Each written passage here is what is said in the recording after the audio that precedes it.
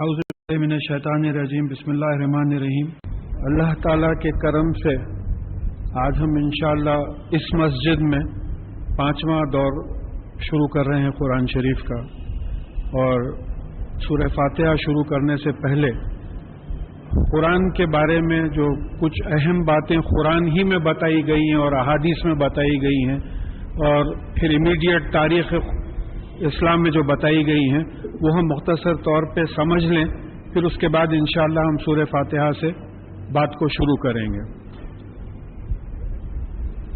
ایک بات ہمارے ذہن میں بیٹھ جانا چاہیے کہ یہ جو دین اسلام ہے اس کی قانونی کتاب قرآن ہے، اور اس کا بہترین انٹرپریٹیشن ہم کو حدیث میں ملتا اور اس کے بعد میں صحابہ کی زندگی میں ملتا۔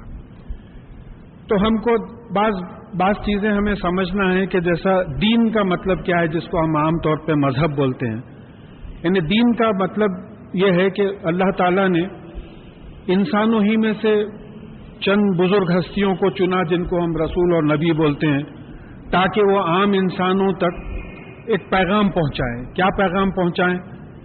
کہ اللہ تعالیٰ کے وجود کے بارے میں بولیں، اللہ تعالیٰ کی وحدانیت کے بارے میں، اور اللہ تعالیٰ کی جو ہے قدرت کے بارے میں، پاور کے بارے میں، تاکہ انسان جسمانی طور پہ، عقلی طور پہ اور جذباتی طور پہ اللہ تعالیٰ کے سامنے جھک جائے۔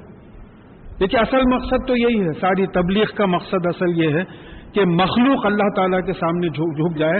یہ ہماری مخلوق ایسی ہے کہ اس کو ڈو اور ڈونٹ ڈو کا جو ہے چوائس دیا گیا ہے، دوسروں کو چوائس نہیں ہے۔ سورج کو نکلنا ہے، نکل رہا ہے، وہ وینس کو سورج کے سامنے سے جانا تھا، وہ گیا، یہ ہزاروں برس پہلے یہ بات لکھ دی گئی تھی۔ لیکن انسان ایک ایسی مخلوق ہے جس کو چوائس دیا گیا ہے۔ تو اس چوائس کے بارے میں یہ جو قانون آیا ہے قرآن میں، اس کا ایک مقصد یہ ہے کہ اللہ تعالیٰ کے وجود کو مان لے، اللہ تعالیٰ کی وحدانیت کو مان لے کہ وہ اللہ اکیلے ہیں، کوئی ان کا ساتھ نہیں دیتا ہے، مدد کرنے کی ان کی ضرورت نہیں ہے، وہ اکیلے ہیں، اور پھر ان کی ٹوٹل قدرت ہے، جو کچھ کائنات میں ہوتا ہے ان کی وجہ سے ہوتا ہے۔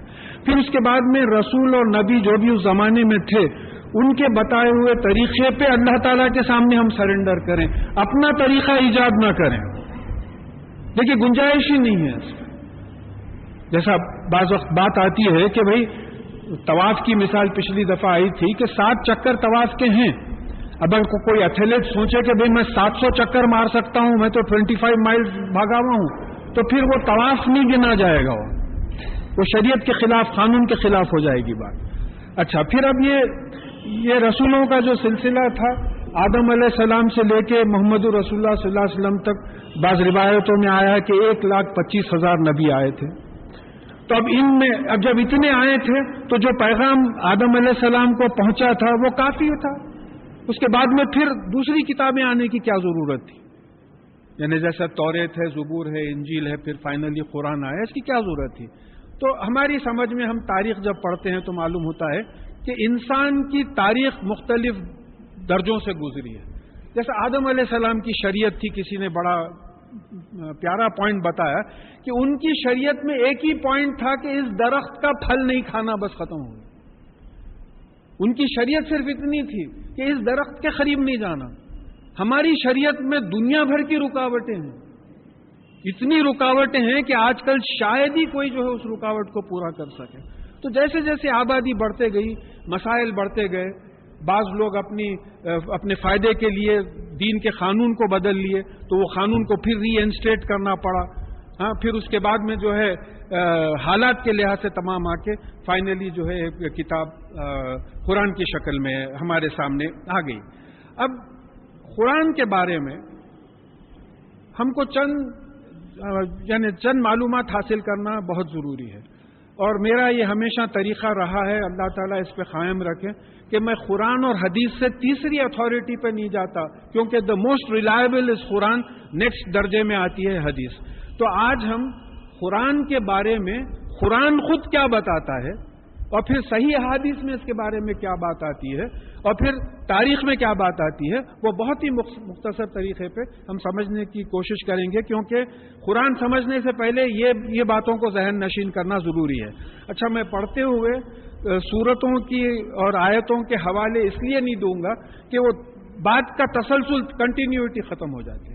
تو چلیے پہلے دیکھیں کہ ہم قرآن خود قرآن کے بارے میں کیا ہم کو بتا رہا ہے کہ پہلا پوائنٹ ہے کہ اللہ تعالیٰ نے محمد صلی اللہ علیہ وسلم کو قرآن عطا کیا. اب یہ سورہ نمل کی 6ویں آیت ہے. اس طریقے سے اس میں جتنے جملے آپ کو ملیں گے وہ قرآن کا ریفرنس ہے. تو اس سے یہ بات ثابت ہو گئی کہ اللہ تعالیٰ نے محمد صلی اللہ علیہ وسلم کو قرآن عطا کیا. سورس کیا ہے, کس کو دیا, یہ بات معلوم ہو گئی. کیونکہ بعض فرقوں میں اللہ معاف کرے کوئی اور شخصیت کو لا دیتے ہیں کہ ان پہ نازل ہونا تھا, غلطی سے محمد صلی اللہ علیہ وسلم پہ نازل ہو گیا.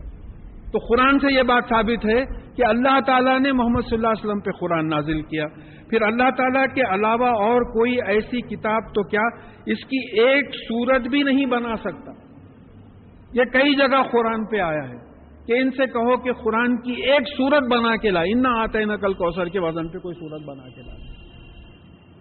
تو اس کا آرگیومنٹ میرے ذہن میں آتا ہے کہ بھئی میتھمیٹکس, سمپل میتھمیٹکس جو ہے 2+2 is 4. 4 is the only correct answer. دوسرا جتنے جواب دیں گے آپ وہ پورے غلط جوابات ہوں گے. تو اس طریقے سے زندگی کے مسائل کا ایک ہی صحیح جواب ہے اور وہ قرآن میں ہے.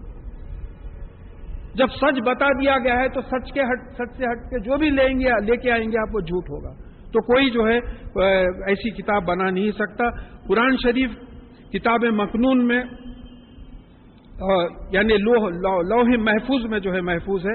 اس کو اللہ تعالیٰ نے جبرائیل علیہ السلام کے ذریعے محمد صلی اللہ علیہ وسلم کے قلب پر عربی زبان میں نازل فرمایا تھا. یہ بھی قرآن کے حوالے ہیں. یعنی اس کی اوریجنل کئی دینی کتابوں کی, کئی علمی کتابوں کی اوریجنل لینگویج تک ہم کو نہیں معلوم کہ بھئی کس زبان میں, ہیبرو میں ہوئی تھی یا کون سی زبان میں ہوئی تھی نازل, اور وہ کرنٹ لینگویج نہیں ہے. یہاں اللہ تعالیٰ کا فضل ہے کہ قرآن جس زبان میں نازل ہوا تقریباً 56 کنٹریز کی آفیشیل لینگویج ہے عربی. یعنی اس کی گرامر سلامت ہے, اس کی ووکیبلری سلامت ہے. تو عربی سمجھنے میں آپ کے لیے کوئی مسئلہ نہیں ہے. پھر ایک بڑی خاص بات نوٹ کرنا ہے, یہ قرآن ہم پڑھتے وقت جب تاریخی حوالے آئے ہیں, جیسا نوح علیہ السلام اپنی قوم سے مخاطب کر رہے ہیں, فرعون موسیٰ علیہ السلام فرعون کی قوم سے مخاطب کر رہا, تو ان کی زبانیں الگ تھی, عربی میں بات نہیں ہوئی ان کی. تو قرآن میں اللہ تعالیٰ نے ان کا کانورزیشن عربی میں ٹرانسلیٹ کر کے ہم تک پہنچایا ہے. اس کو دل میں بٹھائیے. اس سے جواز ملا کہ اللہ کے کلام کو سمجھنے کے لیے ترجموں کا سہارا لیا جا سکتا ہے, ورنہ پھر غیر مسنون ہو جاتا. رسول اللہ صلی اللہ علیہ وسلم نے قرآن کو عربی میں سمجھایا, عربی میں سمجھایا ہے. تو یہاں ایک جواز ملتا کہ جتنے پیغمبر آئے وہ اپنی قوم کو ان کی زبان میں انہوں نے بات کیا, اور قرآن میں اللہ تعالیٰ نے ان زبانوں کا ترجمہ عربی میں کر کے ہمارے سامنے پیش کیا. پھر قرآن کا ایک مزاج زبان کی حد تک یہ ہے کہ بھئی جیسا ہم ایک بچے کو غلطی سے مار دیا, اب وہ بچہ سمجھ نہیں رہا ہے, تو آپ اس کو سمجھانے کی چاہ رہے ہیں, دیکھو بیٹا میں تم کو چاہتا ہوں, تم سے محبت کرتا ہوں, تم سے عشق کرتا ہوں, کئی الفاظ استعمال کر رہے ہیں کہ اس کو سمجھانے کے لیے کہ میں تمہارا دشمن نہیں ہوں. تو قرآن کا یہ مزاج ہے کہ بعض اہم ٹاپکس کو 5-5, 6-6 الفاظ اللہ تعالیٰ نے استعمال کیے ہیں ایک بات کو سمجھانے کے لیے. لہذا جیسا قیامت کے بارے میں جو بات آئی ہے کہ آسمان پھٹیں گے, تو اس میں شق کا لفظ آیا ہے, فترہ کا لفظ آیا ہے, فجرہ کا لفظ آیا ہے, فتحہ کا لفظ آیا ہے, ابواب کا لفظ آیا ہے. یہ 5 کوئی ایک لفظ تو ہمارے ذہن میں بیٹھ سکتا ہے کہ بھئی اس کا مطلب کھولنا ہے. یہ 5 الفاظ کا مطلب کھولنا ہے. باریک فرق ہے ان تمام الفاظ میں, لیکن بات کو سمجھانے کے لیے اس طریقے سے اللہ تعالیٰ نے ہم تک اپنے کلام کو پہنچایا ہے. قرآن کا نزول شب قدر کو شروع ہوا, جسے لیلۃ مبارکہ بھی کہا جاتا ہے, یعنی ایسی رات جس میں بھلائی فائدہ مند چیزوں کی جو ہے بڑھوتری ہوتی ہے. اور شب قدر رمضان کی راتوں میں ہے, اور احادیث سے ثابت ہوتا ہے کہ طاق راتوں میں ہے. اگر قرآن کسی پہاڑ پر نازل کیا جاتا تو وہ اللہ کے خوف سے دب کر پھٹ جاتا. یہ بھی بات آ گئی ہے.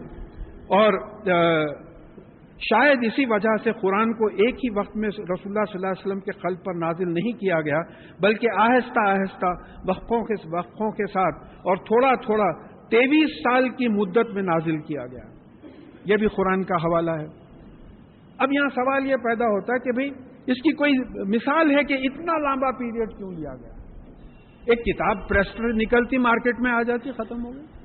ایک مکمل کتاب نازل کرتے سب کے اوپر، کاپیاں بنا لیتے اس کے، 23 سال کا عرصہ کیوں لیا؟ ایک تو شان نزول آپ کو ملے گا، کئی واقعات کے بیک گراؤنڈ میں جو ہے قرآن نازل ہوا۔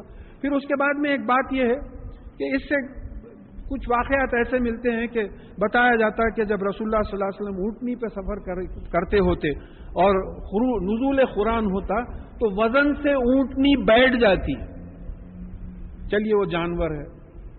حضرت زید بن ثابت رضی اللہ تعالیٰ عنہ کا قول ہے کہ ایک وقت میں رسول اللہ صلی اللہ علیہ وسلم کے بازو بیٹھا ہوا تھا، آپ کی مانڈی، آپ کا پیر میرے پیر پہ تھا، وہی نازل ہونے لگی تو مجھے ایسے محسوس ہوا کہ میرا پیر ٹوٹ کے چکنا چور ہو جائے گا۔ آپ پسینہ پسینہ ہو جاتے تھے، پریشان ہو جاتے تھے۔ یہ ہے قرآن کا نزول۔ تو ایسی کتاب اگر جو 23 سال میں نازل ہوئی، ایک وقت میں اگر نازل ہوتی تو انسان کا قلب اس کو برداشت نہیں کر سکتا تھا۔ وہ کتاب سمجھانے کے لیے اللہ تعالیٰ ہم کو یہاں بٹھائے ہیں، بہت بڑا کرم ہے اللہ تعالیٰ۔ تو اب پھر اس کے بعد میں اگر اس کا سائنٹیفک انٹرپریٹیشن آپ دیکھیں تو یہاں بتایا جا رہا ہے کہ اگر یہ کسی پہاڑ پہ نازل ہوتا تو پہاڑ ٹکڑے ٹکڑے ہو جاتا۔ اور قرآن میں جھوٹ نہیں ہے، مبالغہ نہیں ہے۔ دیکھیے ہمارے محاوروں میں مبالغہ ہے۔ ارے انہوں کیا ان کے باپ نہیں مارتے تھے وہ گول، ایسا سچویشن تھا، ان کے باپ فٹ بال پلیئر تھے نہیں تو گول کہاں سے ماریں گے؟ ہمارے محاورے جھوٹ ہوتے، قرآن کے محاورے سچے ہوتے۔ تو یہاں اگر نازل کیا جاتا تو پہاڑ چور چور ہو جاتا۔ اس کا سائنٹیفک پروف کیا ہے؟ قرآن کو نور مبین کہا گیا ہے، قرآن ہی میں نور مبین کہا گیا ہے۔ نور کا ٹرانسلیشن لائٹ ہے، اور یہاں جو بھی فزکس کے پڑھے ہوئے اسٹوڈنٹس ہیں وہ ان کو معلوم ہوگا کہ لائٹ ایگزرٹس پریشر، لائٹ ایگزرٹس پریشر، روشنی جو ہوتی، نور جو ہوتا وہ دباؤ ڈالتا ہے۔ تو یہ اتنا ساری کتاب کا دباؤ نہیں پڑ سکتا تھا ایک انسانی قلب پہ، تو اس کو جو ہے ڈائلیوٹ کر کے آہستہ آہستہ نازل کرنا پڑا۔ اللہ تعالیٰ نے قرآن کی حفاظت خود کی ہے، لہذا اس میں جھوٹ داخل ہو ہی نہیں سکتا۔ یہ پڑھنے سے پہلے ہمارا یہ یقین ہونا ہے۔ دیکھیے دوسری کتاب میں ہوتا ایسا کیسا لکھ دیا حضرت نے، بالکل غلط ہے، انہوں دوسرے صاحب تو ایسا لکھے، لیکن یہاں قرآن کے جو آتھر ہیں وہ اللہ تعالیٰ ہیں، آتھر اس کے مصنف اللہ تعالیٰ ہیں۔ اس میں جھوٹ داخل ہی نہیں ہو سکتا، سوال ہی پیدا نہیں ہوتا جھوٹ داخل ہونے کا۔ قرآن کو پڑھنے، جمع کرنے اور سمجھانے کا ذمہ بھی اللہ تعالیٰ ہی نے لیا ہے۔ بات آ گئی قرآن کی آیتوں کا حوالہ ہے، کسی کو ہونا ہے تو پڑھنا بھی اللہ کا ذمہ ہے، جمع کرنا جو آج کی ترتیب ہے قرآن کی وہ اللہ تعالیٰ کی ترتیب دی ہوئی ہے، اور پھر اس کو سمجھانا بھی اللہ تعالیٰ کا ذمہ ہے۔ میں 1000 وقت بول چکا ہوں کہ اگر کوئی چیز پسند آتی ہے کسی چیز کی تو الحمدللہ کہیے، کیونکہ اللہ تعالیٰ نے اس کو وہ بات سمجھائی ہے، جبھی تو وہ سمجھا سک رہا ہے۔ کسی کا اپنے وہی نہیں ہے، تو قرآن کی حد تک یہ بات سمجھنا ضروری ہے کہ قرآن کا پڑھنا، اس پہ عمل کروانا، اس کو جمع کرنا، اس کو سمجھوانا، یہ سب جو ہے اللہ تعالیٰ نے اپنے ذمے لیا ہے۔ لہذا سورہ یونس میں بات آ گئی ہے کہ تم لوگوں کو مجبور نہیں کر سکتے ہو ایمان لانے پر، کوئی اللہ تعالیٰ کی اجازت کے بغیر ایمان نہیں لا سکتا۔ تو جس کو سمجھانا چاہتا ہے، جس کو سینے کو کھولنا چاہتا ہے قرآن کے لیے کھول دیتا ہے، اس کی اپنی ذمہ داری ہے۔ قرآن میں مرضی ہے، سمجھیے قرآن میں ہمارے تعلق سے ہر چیز کو سمجھا دیا گیا، ہر چیز کو سمجھا دیا گیا۔ دیکھیں میں ارلی 1960s کی بات کر رہا ہوں، جب مورس بوکے کی بھی کتاب نہیں آئی تھی قرآن اور سائنس پہ، اور مورس بوکے سے کافی پہلے اللہ کے فضل سے میرے آرٹیکلز ریڈینس میں آتے تھے 1971 میں، تو میرے کوئی دوست آئے تھے، میں ان سے بیان کیا، میں بولا بھائی کیونکہ میرا سبجیکٹ جیولوجی اسٹرانومی وغیرہ رہا ہے، تو بعض آیتیں پڑھ کے سمجھ میں آتا تھا کہ یہ تو سائنس ہے یہ قرآن میں۔ تو ایک صاحب آئے تھے، ان سے بولا تو بولے اچھا قرآن میں کائی کی سائنس ہے؟ تو پھر لا کے نہیں بولے آپ وہ ترجمہ لا کے بتائیے اوریجنل عربی پر، پریشان ہو گئے، بولے واقعی بھی عجیب سی بات ہے۔ تو اب سوال یہ پیدا ہوتا کہ ہم قرآن کو سمجھے ہی نہیں ہے نا، تو کہاں سے نکالیں گے اپنے مسئلوں کا حل کہاں سے نکالیں؟ دیکھیے یہ کئی علماء بول چکے ہیں، میری بات نہیں ہے، کہ مسلمان جب قرآن پڑھتا تو ثواب کی خاطر پڑھتا، غیر مسلم جب قرآن پڑھتا تو عمل کی خاطر پڑھتا۔ یہ ہماری بدقسمتی ہے کہ ہم عمل کی خاطر قرآن نہیں پڑھتے، تو کہاں سے مسئلہ نکلے گا آپ کو؟ تو یہ اللہ تعالیٰ کا چیلنج ہے کہ ہمارے سے تعلق رکھتے ہوئے جتنے مسائل ہیں وہ جو ہے قرآن میں اللہ تعالیٰ نے بتا دیے، کیونکہ تا قیامت اور کوئی نبی نہیں آنے والا ہے اور کوئی کتاب آنے والی نہیں ہے۔ یہ تا قیامت کرنٹ افیئرس کی جو ہے لیگل لیجسلیشن ہے، انڈیویجول اور کلیکٹیو، اس کے لیے پھر کہا گیا قرآن میں کوئی چیز شک کے قابل نہیں، لا ریب فیہ، اس کے اندر کوئی ایسی چیز نہیں ہے جس میں بھئی ہے کہ نہیں، کہ پہلے زمانے کی بات ہے، نہیں، اس میں کوئی چیز جو ہے شک کی نہیں ہے، وہ حق اور صرف حق ہے۔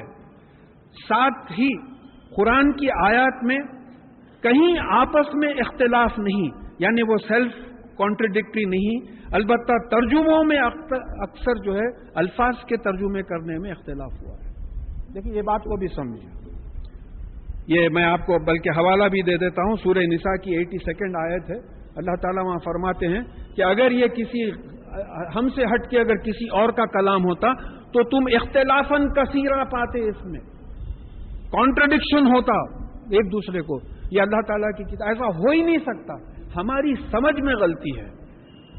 ہمارے مترجمین جو ٹرانسلیٹرز تھے، ایک آدمی ایک چیز کو اس طریقے سے سمجھا، ایک اس طریقے سے سمجھا، اسی میں جا کے 73 فرقے بن گئے۔ مس انٹرپریٹیشن آف دی قرآن کی وجہ سے فرقے بنے۔ اگر قرآن کو صحیح انٹرپریٹ، دیکھیں وہاں بھی تفسیر بھی رائے کی بات آتی ہے۔ قرآن کا ایک لفظ ہے عربی، اس کے عربی معنی آتے ہیں آپ کی زبان میں، لیکن آپ کے ذہن میں ایسا بیٹھا ہوا ہے کہ میں تو یوں سمجھتا ہوں، تو آپ وہ لفظ کو ہیر پھیر کر کے لا کے سمجھا دیا آپ کو۔ میں ایسے ترجمے کرنے والوں کے نام نہیں لیتا میں، لیکن کئی ترجمے ایسے ہیں۔ ایک آیت میرے ٹرانسلیشن کے وقت مجھے کچھ تکلیف ہو رہی تھی تو 11 ٹرانسلیشنز میں ریفر کرا، اور 11 ٹرانسلیشنز میں وہ آیت کے 11 ٹرانسلیشنز تھے الگ الگ۔ تو ٹرانسلیشنز میں اختلاف ہے، ہماری سمجھ میں، ہمارے انٹرپریٹیشن میں اختلاف ہے، اور قرآن میں جو ہے کہیں اختلاف نہیں ملتا۔ اور وہ پچھلی الہامی کتابوں کی تصدیق کرتا ہے قرآن۔ بھئی توریت بھی موسیٰ علیہ السلام پہ نازل ہوئی تھی، انجیل عیسیٰ علیہ السلام پہ نازل ہوئی تھی، سلیمان علیہ السلام، داؤد علیہ السلام پہ زبور نازل ہوئی تھی، پہلے کی کتابوں ابراہیم علیہ السلام پہ صحیفے نازل کیے تھے۔ تصدیق کرتا ہے۔ تو تصدیق کرنے کا مطلب کیا ہوا؟ یونٹی آف ریلیجن کی بات آ جائے، یعنی آدم علیہ السلام سے لے کے محمد صلی اللہ علیہ وسلم تک، چاہے کسی بھی نیشن میں آپ چلے جائیں انکلوڈنگ انڈیا، اسلام ہی مذہب رہا ہے۔ غلطی ہماری رہی، ہم اس طریقے سے ان کے سامنے پیش نہیں کر سکتے۔ اسلام کیا ہے؟ سلامتی کا نام ہے، سلامتی کا مذہب رہا ہے۔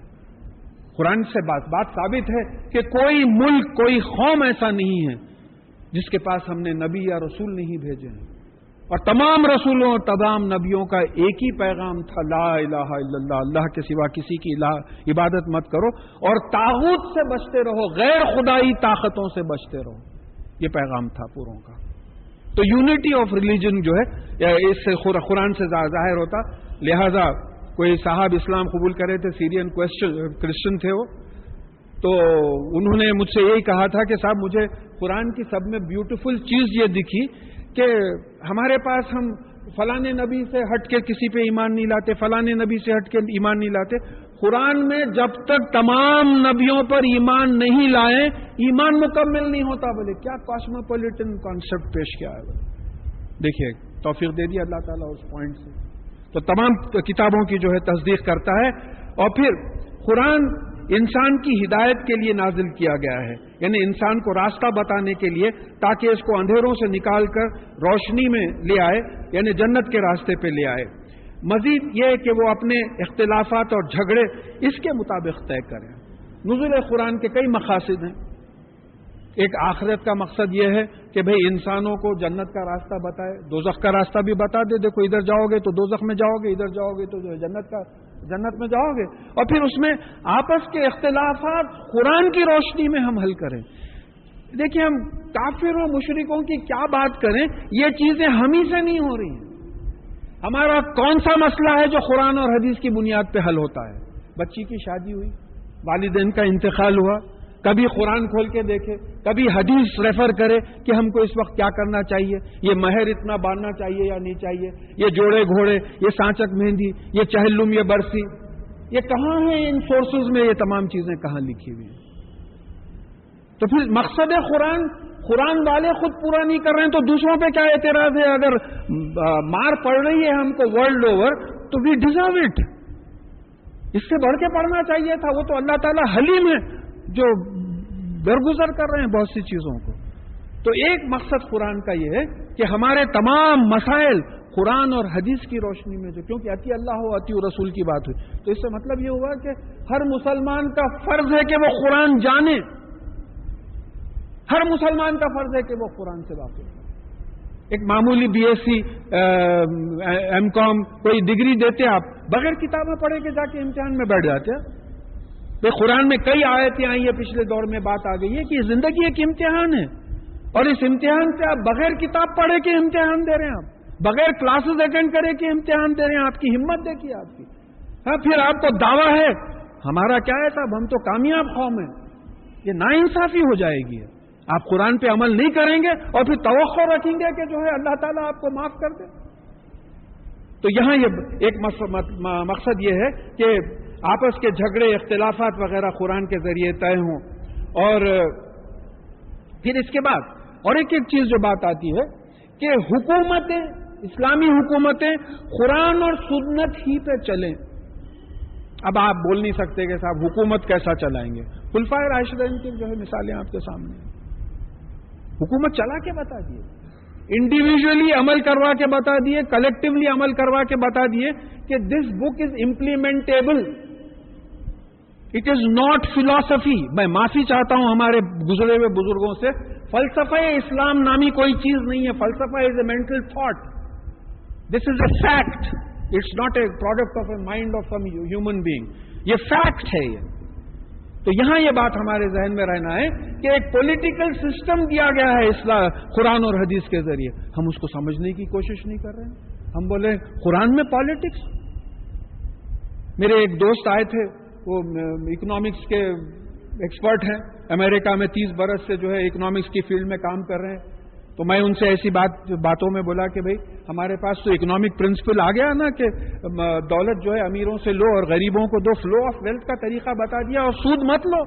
غریبوں کا پیسہ امیروں کے پاس مت جانے دو، سود ہے. اور پیسہ دولت جو ہے امیروں سے غریب کی طرف آنے دو. نیچرل لا آف فلو ہے.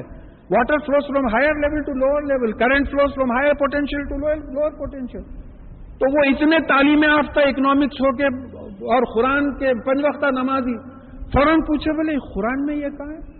تو میں سورہ حشر کی 7ویں یا 8ویں آیت نکال کے بتایا. ہری بولے کمال ہے. بولے 65 برس کی عمر ہو گئی ہے، روز قرآن کی تلاوت ہوتی ہے. اتنا بڑا اکنامک پرنسپل مس کرا میں اکنامکس کا آدمی ہوتے ہوئے. یہ ہمارا حشر ہے. اللہ معاف کرے ہم سب کو. تو حکومتیں بھی جو ہے ہماری چلنا ہے قرآن اور اتی اللہ و اتی رسول کے اصول پہ. قرآن میں نصیحت ہے، وہ دوزخ کے عذاب سے چوکنا کرتا ہے اور مومنوں کو جنت کی خوشخبری دیتا ہے. قرآن کے ذریعے ہمیں دعوت دی گئی ہے کہ ہم اس کی آیات اور کائنات پر غور کریں. غور کریں. افلا تدبرون افلا تتفکرون کئی جگہ پہ آیا. کیا تم قرآن کی آیتوں پہ غور نہیں کرتے؟ کائے کا غور کرتے صاحب؟ سمجھ میں آیا تو غور کریں گے نا. سورہ فاتحہ کے معنی نہیں معلوم، کائے پہ غور کریں گے؟ بات آپ جب قرآن لے کے بیٹھیں گے، اپنی جو زبان سمجھ میں آتی ہے وہ زبان میں پڑھیں گے تو پھر ایک ایک آیت پہ آپ غور کریں گے کہ بھئی کیا بات ہے.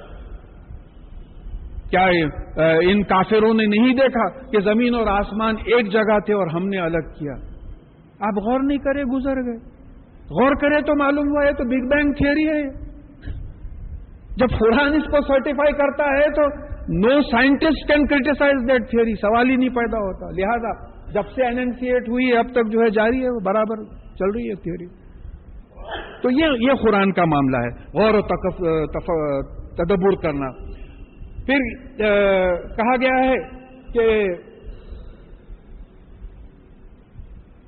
یعنی اس غور و فکر کا مقصد یہ ہے کہ ہم اللہ تعالیٰ کی قدرت کو، اللہ تعالیٰ کی وجود اور قدرت کو مان لیں. دیکھیں غور و فکر کا ایک مقصد ہونا چاہیے. اصل پوائنٹ یہ ہے، ایک آرٹسٹ کو آپ اس کے آرٹ سے پہچانتے ہیں. کئی وقت میں یہ مثال دے چکا ہوں کہ بھئی کوئی ایک بہترین تصویر بنایا ہے تو تصویر کی تعریف کیا کر رہے ہیں آپ؟ بنانے والے کی تعریف کر رہے ہیں کہ کیا بہترین تصویر بنایا ہے. تو تصویر کو سمجھنا پڑتا ہے تصویر بنانے والے کی تعریف کے لیے. تو آپ جیسا انشاءاللہ سورہ فاتحہ میں پڑھیں گے کہ عالمین کو اور ربوبیت کو سمجھنا پڑتا ہے اللہ تعالیٰ کی تعریف کرنے کے لیے. سمجھے نہیں تو تعریف کیا کریں. تو اللہ تعالیٰ کی جو ہے قدرت کا اندازہ ہو اس لیے غور کرنا چاہیے. ہمیں چاہیے کہ ہم قرآن پر خود بھی عمل کریں اور دوسروں کو بھی اس کے ذریعے اسلام کی دعوت دیں. یہ سورہ الانعام کی 110ویں آیت میں بار بار ریپیٹ کرتا چلا جاتا ہوں کہ جو ہے تم بہترین امت ہو جو انسانوں کے لیے نکالی گئی ہے. تم لوگوں کو نیکی کی طرف بلاتے ہو, برائی سے روکتے ہو, تم ایمان لائے ہو. نبوت ختم ہو گئی, نبوت ختم ہو گئی. یہ کافی جملے کئی علماء سے آپ سنے ہوں گے کہ مگر نبوت کا کام باقی ہے. اب وہ نبوت کا کام کون کرے گا؟ قوم کرے گی. قوم کب کرے گی؟ جب قرآن اور حدیث پڑھے گی, رسول اللہ صلی اللہ علیہ وسلم کی سیرت پڑھے گی. اس وقت قوم اس موقف میں ہوگی کہ بات کرے.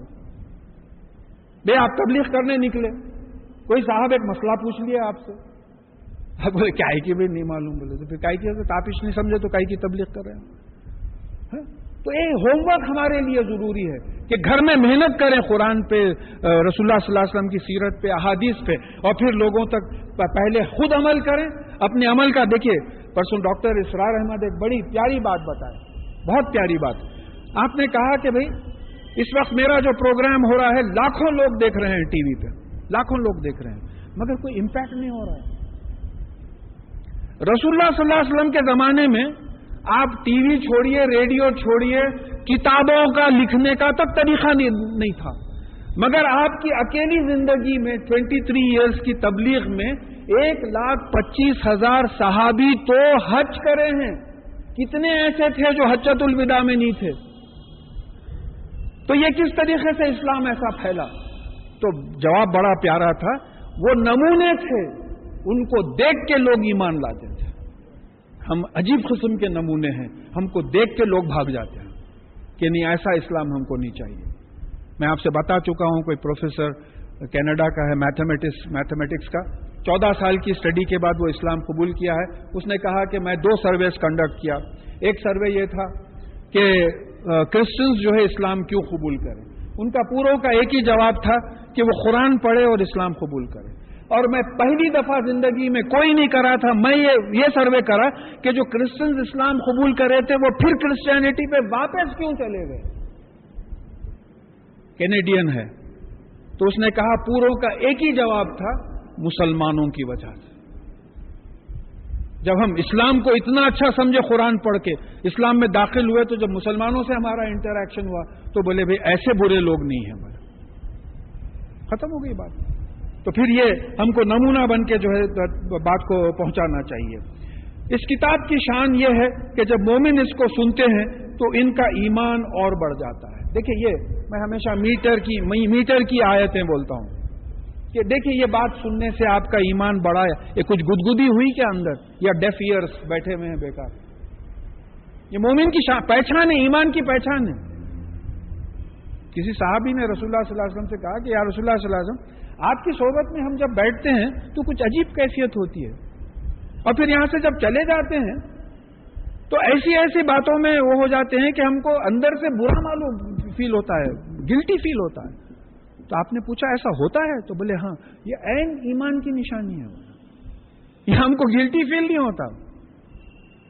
تو یہ بات جو ہے ہمارے ذہن میں آ جائے کہ ایمان, اللہ کا کلام سننے کے بعد ایمان میں زیادتی ہو.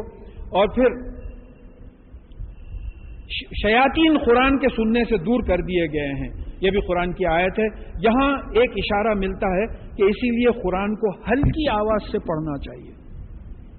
بھئی آپ بیٹھے ہوئے ہیں گھر میں مسجد میں, تھوڑی سی آواز سے اگر قرآن پڑھیں تو ہو سکتا ہے اس آیت کی وجہ سے شیاطین دور ہو جائیں, قرآن سمجھ میں آئے بیٹھ کے.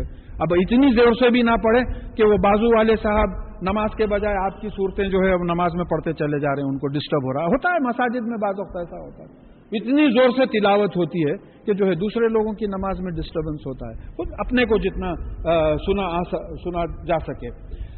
اور قیامت میں رسول اللہ صلی اللہ علیہ وسلم اللہ تعالیٰ سے شکایت کریں گے کہ میری قوم نے اس قرآن کو چھوڑ دیا تھا مہجورا. دیکھیے یہ بڑی یہاں ایک عجیب رقت کی کیفیت پیدا ہو جاتی ہے. سورہ فرقان کی جو ہے یہ سورہ فرقان کی 30ویں آیت ہے.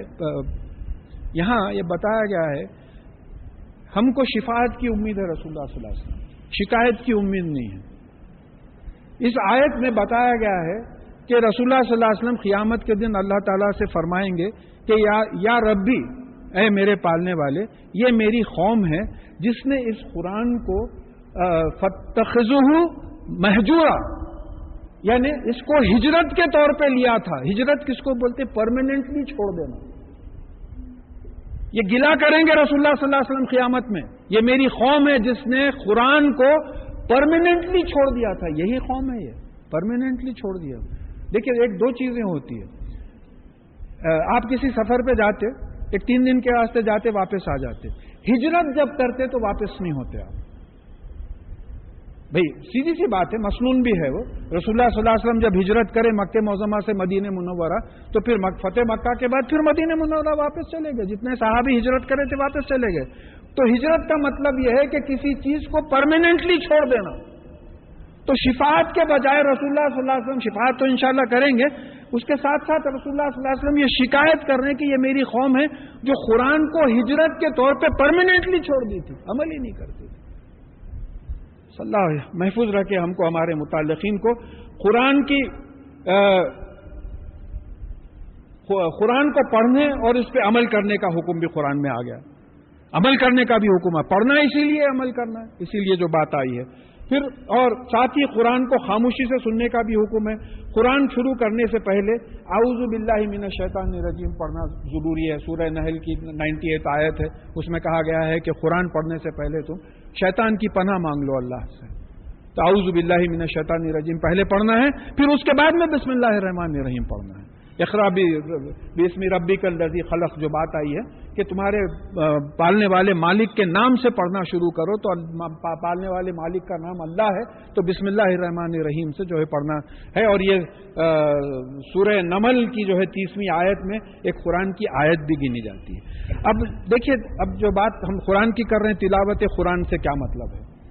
تلاوت کے لفظ کو قرآن نے خود سمجھا دیا ہے.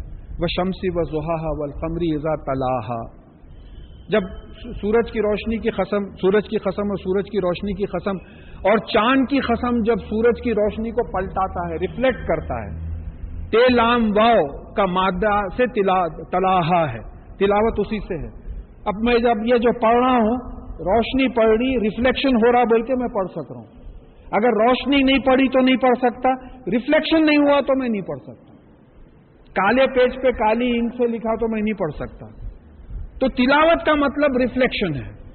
تو تلاوت قرآن کا مطلب کیا ہے کہ قرآن ایسا پڑھو, ایسا سمجھو, اس پہ ایسا عمل کرو کہ قرآن ریفلیکٹ کرے کہ یہ اسلام میں ہے, یہ اسلام میں نہیں ہے. آپ کو دیکھ کے لوگ سمجھ جائیں نہیں صاحب, نہیں اسلام میں نہیں ہے. میرے دوست تھے, وہ نہیں, انہوں نہیں, کبھی نہیں کرتے انہوں ایسا. یہ ہے اسلام میں, انہوں کرتے برابر, 5 وقت نماز کو جاتے, 5 وقت نماز پڑھنا اسلام میں ہے. اور یہ مسنون ہے, یہ میرا اپنا اوپینین ہے, انالیسس نہیں ہے. کہ حضرت عائشہ رضی اللہ تعالیٰ عنہ سے رسول اللہ صلی اللہ علیہ وسلم کے انتقال کے بعد سوال کیا گیا, کوئی صحابی آیا پوچھے کہ رسول اللہ صلی اللہ علیہ وسلم کی زندگی کے کچھ حالات بتائیں آپ. تو آپ نے کہا تم نے قرآن نہیں پڑھا؟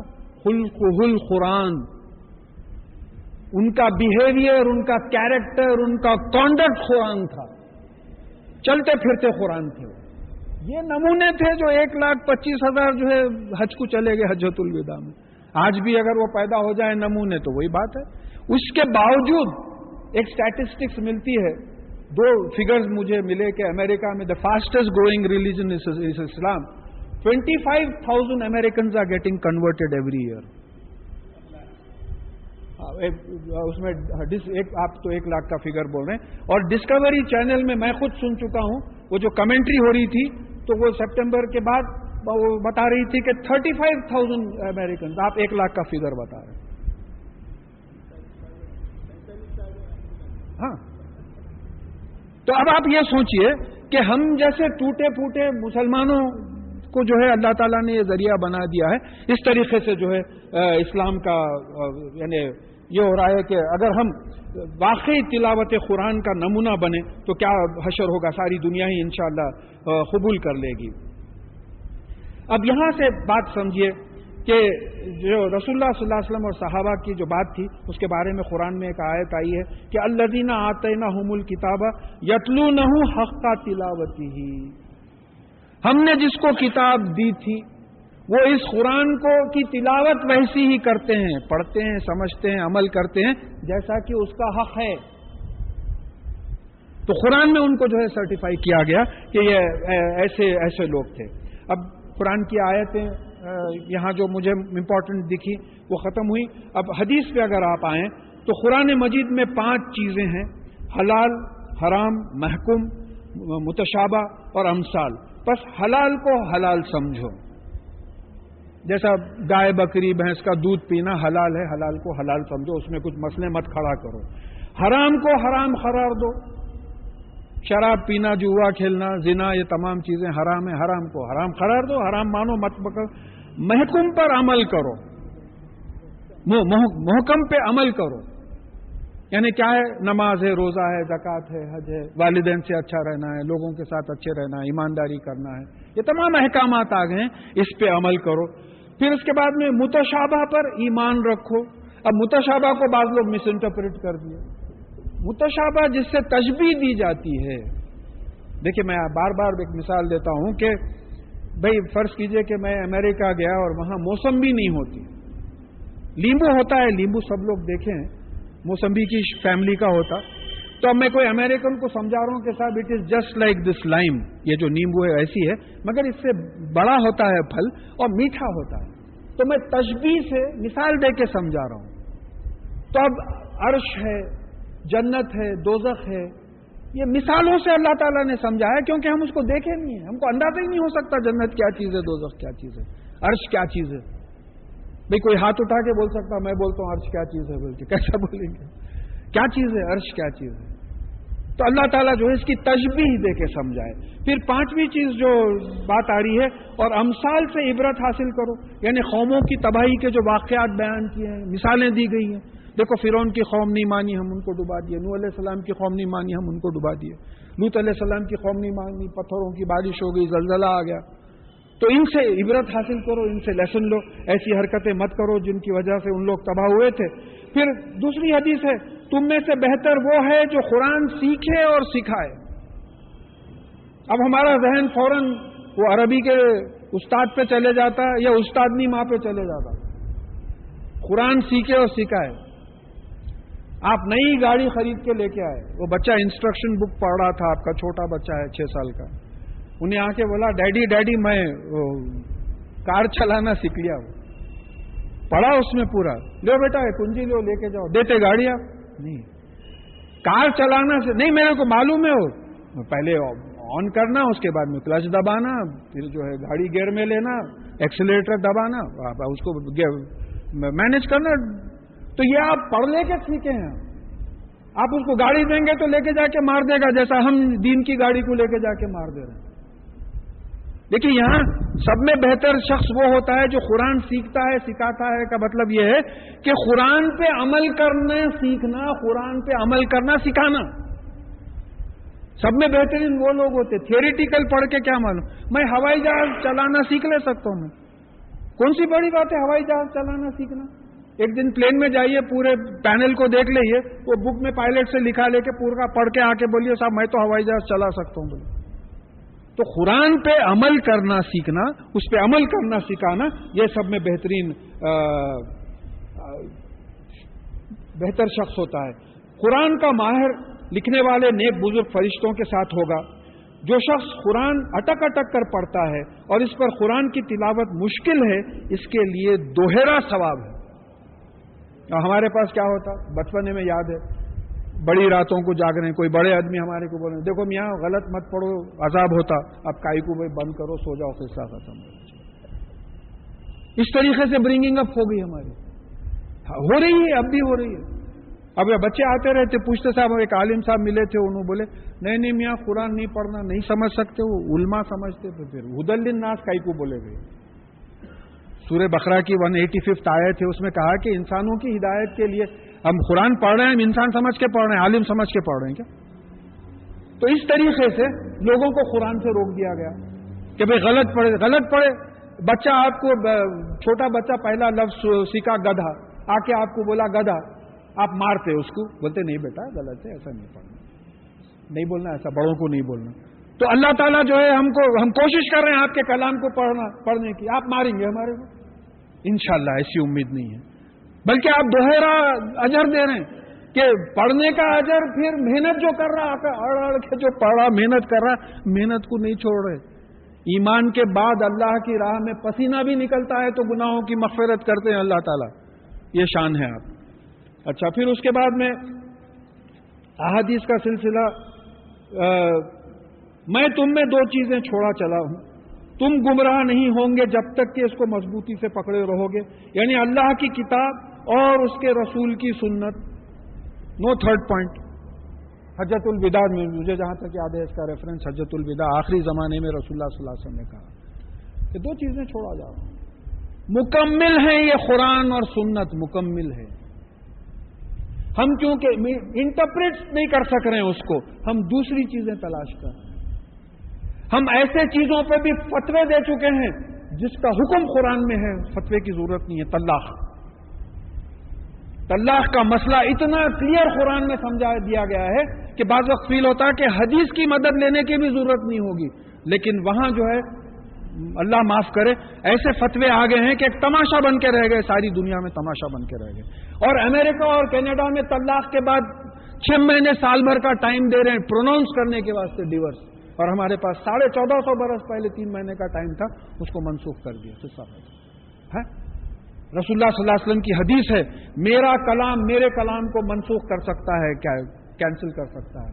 اللہ کا کلام میرے کلام کو منسوخ کر سکتا ہے، میرا کلام اللہ کے کلام کو منسوخ نہیں کر سکتا. یہ کون تھے جو اللہ تعالیٰ کے کلام کو منسوخ کر دیے؟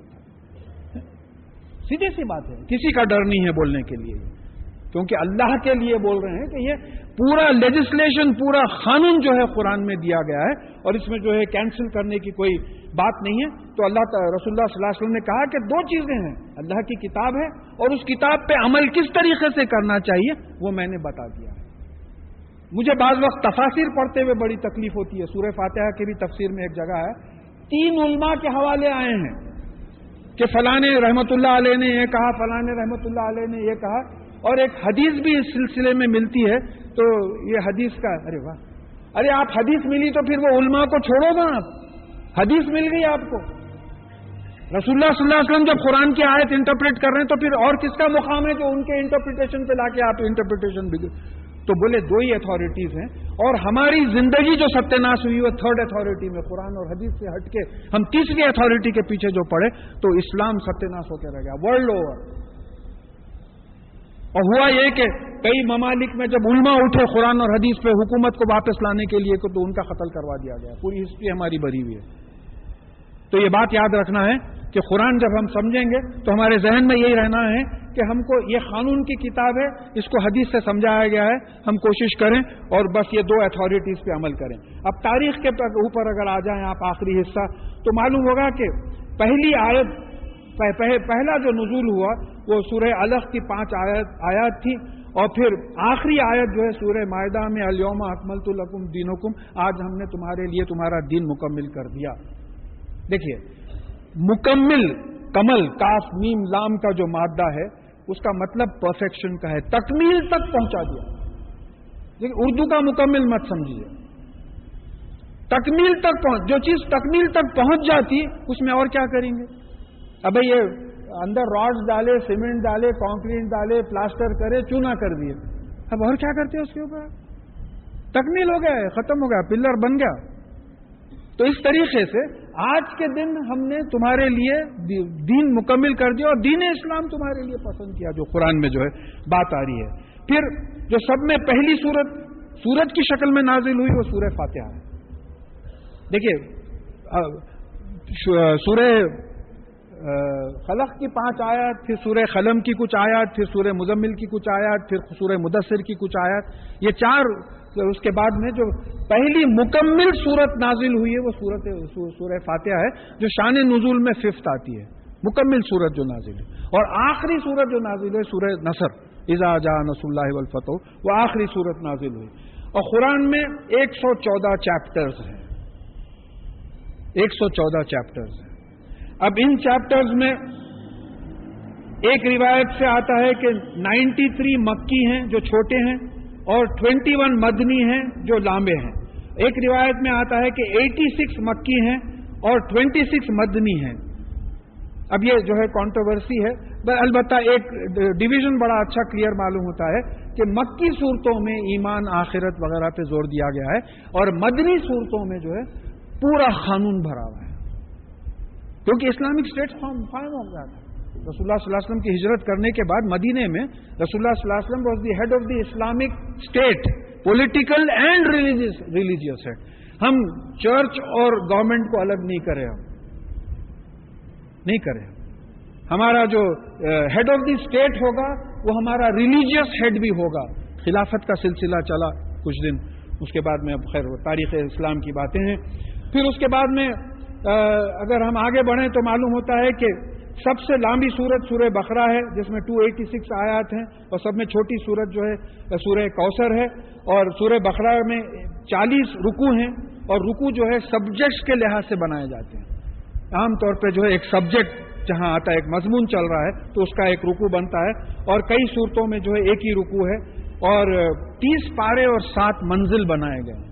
अब डॉक्टर हमीदुल्लाह रहमतुल्लाह अलैह का कुछ रेफरेंसेस हैं उनका बताया जाता है कि मुझे ठीक तरीके से मैं रेफरेंस कोट नहीं कर सक रहा हूं कि 30 पारों का रीजन ये था कि किसी सहाबी ने रसूलुल्लाह सल्लल्लाहु अलैहि वसल्लम से ये पूछा कि कुरान कितने दिन में खत्म करना चाहिए, तो आपने कहा कि 30 दिन में, तो उसके 30 पारे बनाए। किसी सहाबी ने कहा कि मैं तेज पढ़ सकता हूं, तो बोले अच्छी बात है, तो 7 मंजिल बनाओ उसके, एक हफ्ते में जो है कुरान खत्म कर। फिर एक हदीस है रसूलुल्लाह सल्लल्लाहु अलैहि वसल्लम की, जिसने 3 दिन से कम में कुरान पढ़ा उसने कुरान नहीं समझा। तो कुरान को इतना तेज पढ़ना डिस्करेज कर दिया गया है, फिर एक रात में कुरान कैसे खत्म करते हैं। तो ये बात समझना है कि क्यों कहा गया है कि 3 दिन से कम में अगर किसी ने कुरान खत्म किया तो उसने कुरान नहीं समझा। पढ़ तो लिया, समझा नहीं, तो मतलब यह हुआ कि कुरान नाजिल हुआ समझने के लिए, इसलिए कि उस पर अमल करना है। हम पीठों में दर्द कर ले रहे हैं, डुलते डुलते डुलते कुरान पढ़ रहे हैं, एक लफ्ज अंदर नहीं उतर रहा, एक लफ्ज अंदर नहीं उतर रहा, मालूम ही नहीं क्या है। मैं समझता हूं आज से कुछ 30 बरस पहले मैं कहीं पेपर प्रेजेंट कर रहा था कुरान और साइंस पे, तो उस जमाने में कोई 70-80 साहब के कोई बुजुर्ग साहब सामने बैठे हुए थे। मैं एक रेफरेंस दिया तो वो उठ के, मैं उर्दू तर्जुमा पढ़ रहा था, हाथ उठा के उठ के बोले ये कुरान में नहीं है। बोले अब मेरे साथ कुरान की कॉपी नहीं, मैं तर्जुमा पढ़ रहा हूं, रेफरेंस लिखा हुआ है, बोले नहीं कुरान में नहीं है। वो इत्तेफाक से कोई साहब पीछे बैठे हुए थे, जेब में कुरान था उनके, वो मेरे से रेफरेंस पूछे, निकाल के आके स्टेज पे आके वो आयत पढ़ दिए। अब ये साहब हिक्के पिक्के हो गए, होके बोले कमाल है, बोले 50 साल से तिलावत कर रहे हैं हम, हमारी नजर से नहीं गुजरी है आयत, यानी हम मां बदौलत की नजर से नहीं गुजरी। ये रवैया है आपका। एक साहब बोले साहब मेरा उसूल है बगैर कुरान पढ़े के घर से नहीं निकलता। मैं आप क्या समझ रहे हैं? मैं बोला जरा जुमले को ठीक कर लो, बगैर कुरान समझे के घर से नहीं निकलता। बोले तो दिन भर उस पर अमल करेंगे आप, पढ़ के नहीं निकलता बोले तो तोता भी पढ़ता, टेप रिकॉर्डर भी पढ़ता। कुरान के 17-18 कैसेट मिल जाते हैं आपको पूरे कुरान के, क्या उसको हाफिज कुरान बोलेंगे? बात समझिए, इसको जो है अच्छी तरीके से समझने की कोशिश कीजिए कि जो है इस पे हमको अमल करना जरूरी है। और फिर अब कुरान के बारे में ये देखिए, मैं पूरी ऑथेंटिसिटी की बात बताना चाह रहा हूं, कोई गैर जरूरी बात यहां ना आए इंशाअल्लाह। तो ये बात तय है कि हर साल कुरान जितना नाजिल होता, जिब्रील अलैहिस्सलाम आते और वो रसूलुल्लाह सल्लल्लाहु अलैहि वसल्लम को उतना कुरान रसूलुल्लाह सल्लल्लाहु अलैहि वसल्लम से सुन लेते। तो रिवायतों में आया है कि आखिरी रमजान में रसूलुल्लाह सल्लल्लाहु अलैहि वसल्लम से जिब्रील अलैहिस्सलाम ने 2 दौर करवाए, और आपकी जिंदगी में कुरान की तरतीब हो गई थी क्योंकि हाफिज कुरान कई थे। ترتیب ہو گئی تھی. پھر اس کے بعد میں دوسری بات یہ آئی کہ حضرت ابو بکر صدیق رضی اللہ تعالیٰ عنہ کے دور میں حضرت عمر رضی اللہ تعالیٰ عنہ کو ایک خوف پیدا ہو گیا کہ یہ جو جہاد ہو رہے ہیں، جہاد تو نہیں بولنا چاہیے، اسلامی جنگیں جو قتال ہو رہا ہے، تو اس میں ہو رہا ہے کہ کئی حافظ قرآن شہید ہو گئے، کئی حافظ قرآن شہید ہو گئے. تو آپ نے حضرت ابو بکر صدیق رضی اللہ تعالیٰ عنہ کو یہ رائے دی کہ قرآن کو لکھ لیا جائے. دیکھیں یہ صحابی تھے، تو حضرت ابو بکر صدیق رضی اللہ تعالیٰ عنہ نے کہا کہ وہ کام جس کو رسول اللہ صلی اللہ علیہ وسلم نے نہیں کیا ہے میں نہیں کر سکتا. تو بہت مجبور کرنے پہ آپ تیار ہوئے، اور پھر وہ جتنے کاتب وحی تھے ان کو سب بلایا گیا، تمام نسخے جمع کیے گئے، اور جس طریقے سے رسول اللہ صلی اللہ علیہ وسلم نے اللہ تعالیٰ کی ہدایت میں جو قرآن کی ترتیب بنائی تھی اس طریقے سے قرآن لکھ دیا گیا. اب اس کے بعد میں ہوا یہ کہ جب اسلام پھیلنے لگا، کیسا پھیلا، رونگٹے آتے ہیں.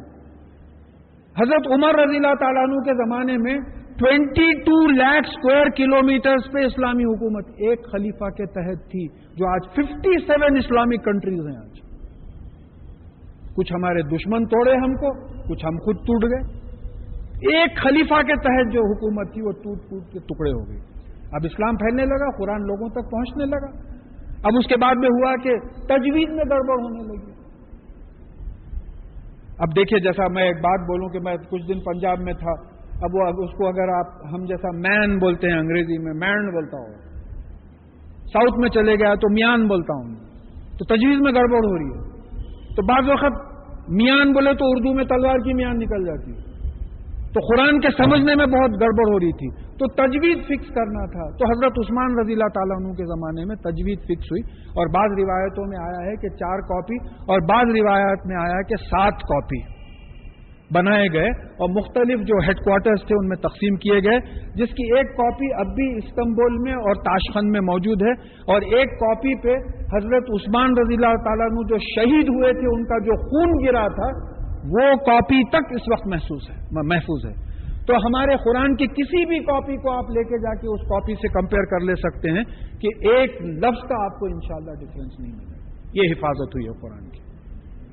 اچھا، پھر اس کے بعد میں ایک بہت بڑا مسئلہ یہ آتا ہے کہ یہ موجودہ جو ترکیب ہے یہ بتائی ہوئی ہے. اب یہ جب بتائی ہوئی ترکیب ہے تو اس کا مقصد کیا تھا؟ دیکھیں، ایک فاؤنڈر کمیونٹی بن رہی ہے، تو وہاں پہلی صورتیں جب نازل ہوئیں تو اس میں زیادہ ایمان اور یقین آخرت کا یہ تمام چیزیں تھیں. پھر وہ جب کمیونٹی بننے لگی تو مدینہ منورہ میں احکامات کی بات آئی. اب ہم لوگوں کا جو معاملہ ہے، ہم فاؤنڈر کمیونٹی نہیں ہیں، ہم پیدائشی مسلمان ہیں. ہم ایک حادثے کی وجہ سے مسلمان ماں باپ کے گھر میں پیدا ہو گئے. ہمارے سامنے آج تک کوئی دین پیش نہیں کرا جیسا صحابہ کے سامنے پیش کیا کہ بھئی مانتے اللہ کے سوا کوئی الہ نہیں. انہوں نے غور کیا، کہا کہ ہاں مانتے ہیں. بہت سو نے کہا کہ نہیں مانتے.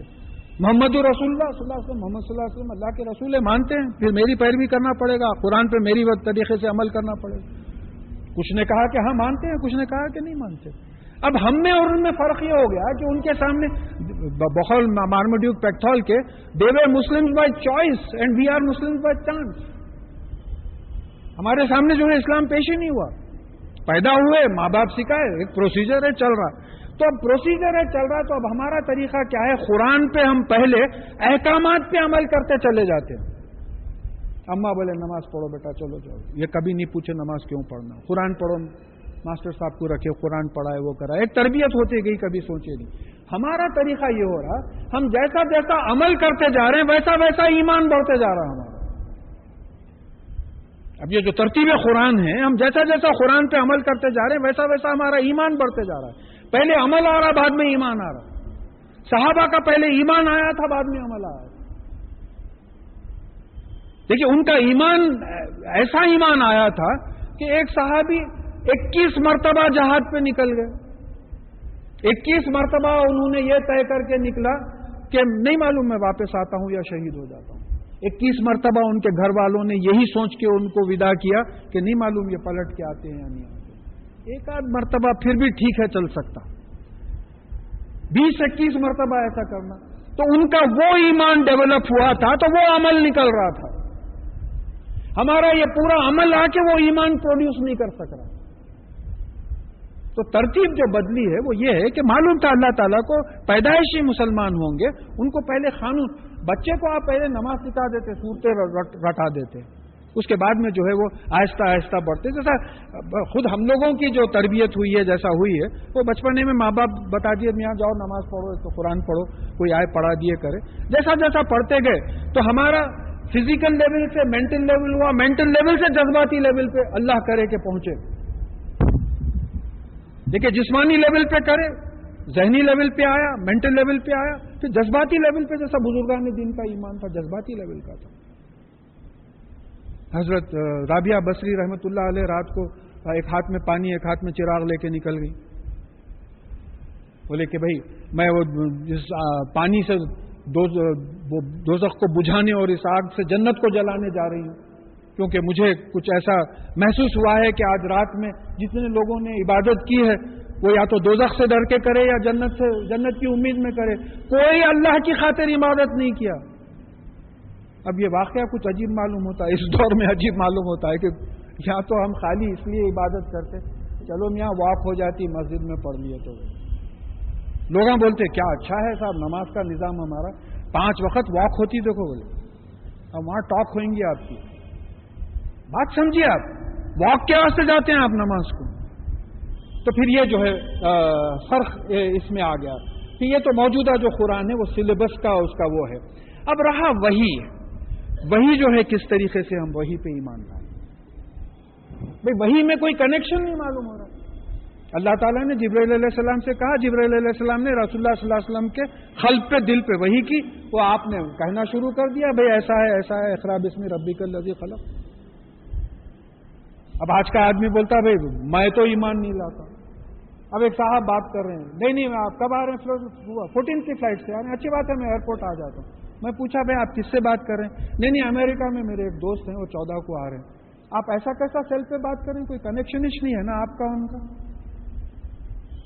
कोई कनेक्शन नहीं, कोई वायर नहीं जा रहा, कुछ भी नहीं जा रहा। तो सेल फोन पे आप यकीन कर ले रहे, वहीं पे यकीन नहीं कर रहे।